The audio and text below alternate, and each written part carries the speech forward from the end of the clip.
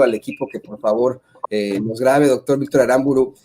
Fíjate que antes de que ganara Biden, discúlpeme, antes de que ganara Biden, se manejaba acá en Estados Unidos, ya sabes, en estos cables y en estas columnas como allá en México, que estaban muy preocupados en la campaña de Biden sobre la relación que existiría entre precisamente Joe Biden y el presidente López Obrador, ¿no?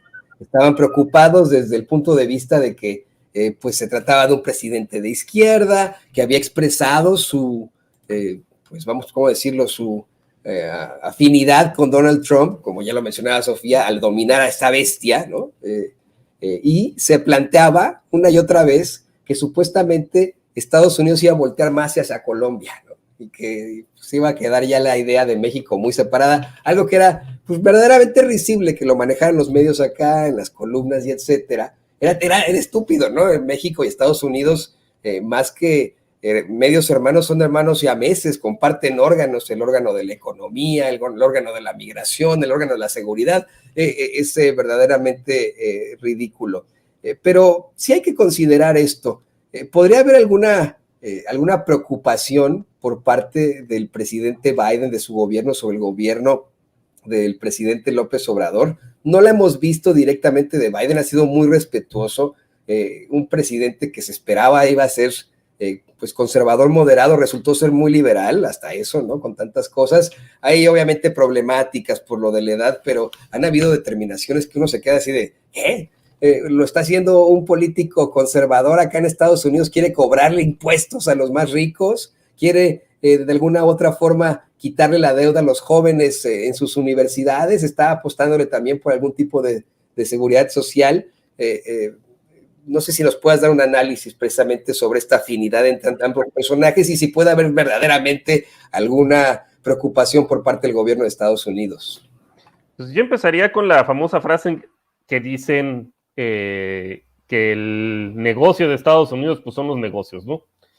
Entonces, en tanto no haya algo que amenace sus propiedades o que amenace las inversiones que tienen aquí en México y las ganancias de sus empresas, pues no tendrían por qué tener mayor problema. Digo, si vemos, pues en los golpes de Estado, sean duros, sean blandos, que ha patrocinado no solamente en América Latina, sino en varios países, es precisamente porque ha habido alguna nacionalización de por medio.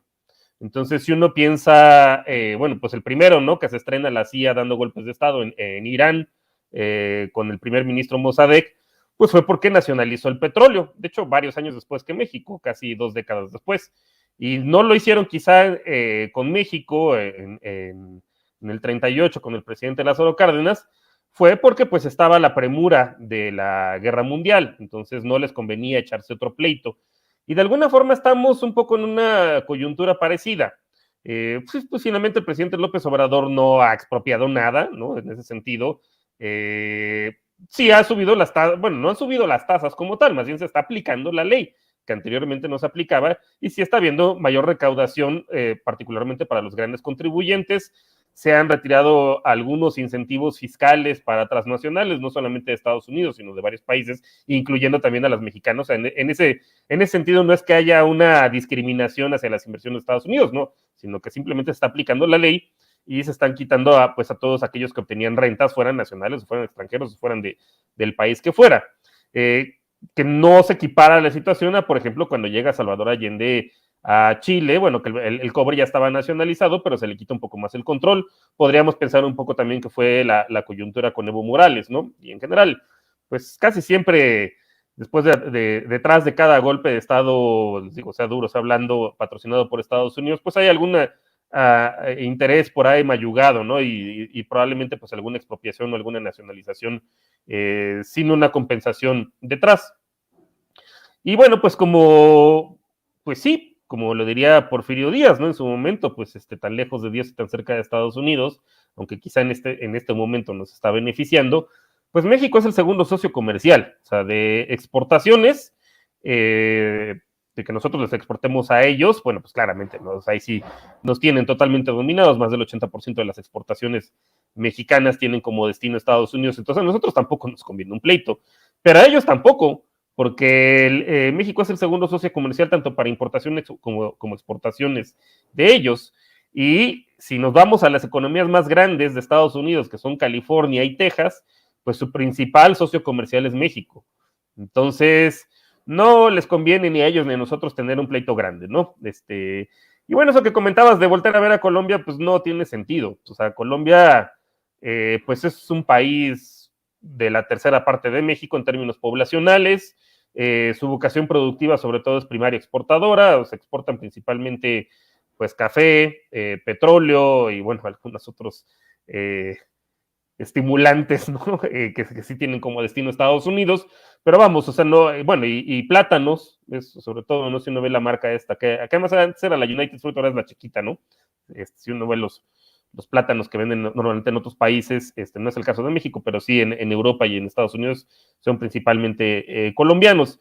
Y en el caso de México, pues no, o sea, nuestras economías, México es un país con una vocación, sobre todo de servicios e industrial, y la parte industrial está íntimamente ligada con Estados Unidos. O sea, por ahí algunos análisis, ya no los he visto más recientemente, pero pues eran interesantes, de ver, por ejemplo, las cadenas productivas, particularmente en los municipios de la frontera, y uno ve, o sea, cómo los procesos productivos pues están divididos y especializados entre los dos países, por ejemplo, de la industria aeronáutica, de la industria de automóviles, pero también, bueno, pues de muchas otras cosas, o sea, también de electrónicos, etcétera.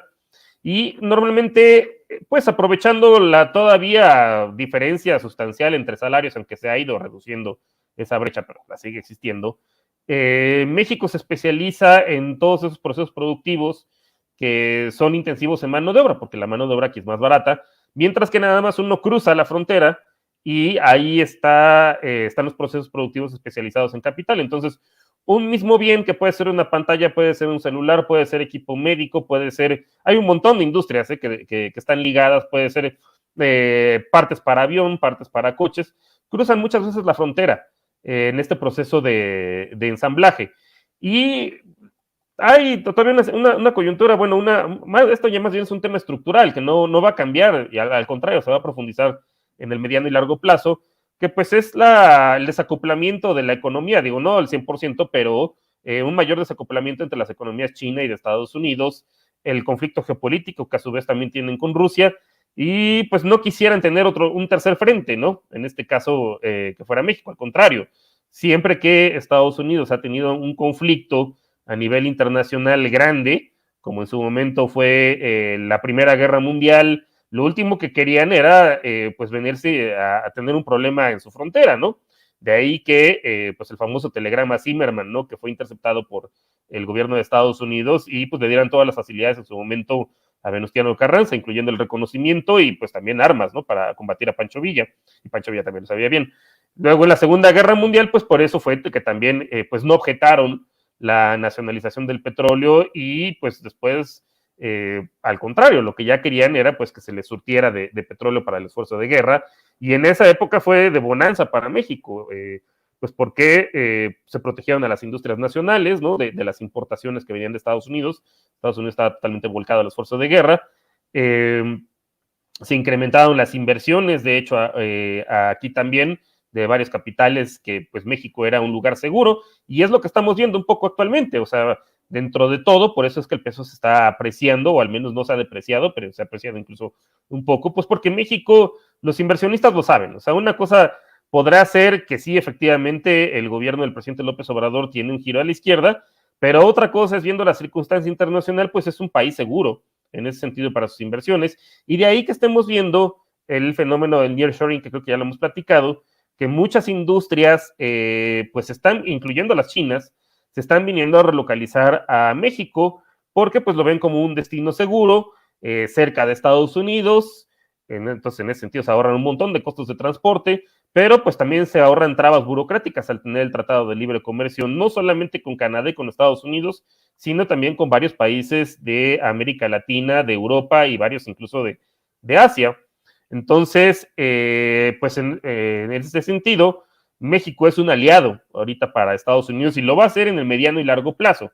Entonces, lo último que quieren, y eso es una cuestión de seguridad nacional para Estados Unidos, lo último que quieren es tener incertidumbre e inseguridad en su frontera, por una parte. Digo, y eso no quiere decir que no se metan en los asuntos internos, no, sí lo hacen, pero lo hacen de manera muy medida, muy pausada, y también, que a lo mejor eso lo comentaríamos más adelante, pues luego también el Servicio Exterior de Estados Unidos y las agencias de Estados Unidos se mandan solas, ¿eh? O sea, también hay que decirlo, no necesariamente es que tengan una orden expresa del presidente Biden, como a lo mejor es algo que posiblemente pudiera estar sucediendo en Perú, ¿eh? Que a lo mejor la embajada se esté manejando sola. Como lo que pasó con Ucrania, la embajada de Ucrania en México, que hizo estas declaraciones sumamente racistas, discriminadoras en contra de nuestra gastronomía y nosotros como mexicanos, y que el gabinete de Zelensky dijo, no, nosotros no dijimos nada contra López Obrador. Fíjense que hay algo importante en este tema. Sigamos con este clip, queridos compañeros. Hay algo que tenemos que plantear claramente. Creo que el presidente López Obrador, sin que suene a papacho al presidente o a la Cuarta Transformación, ha sido tomado en serio por los líderes del mundo. Imagínense la idea que tenían de alguien como Enrique Peña Nieto, ¿no? Ni siquiera hablemos de Felipe Calderón, de alguien como Enrique Peña Nieto. Es más, ¿por qué no ampliamos un poco en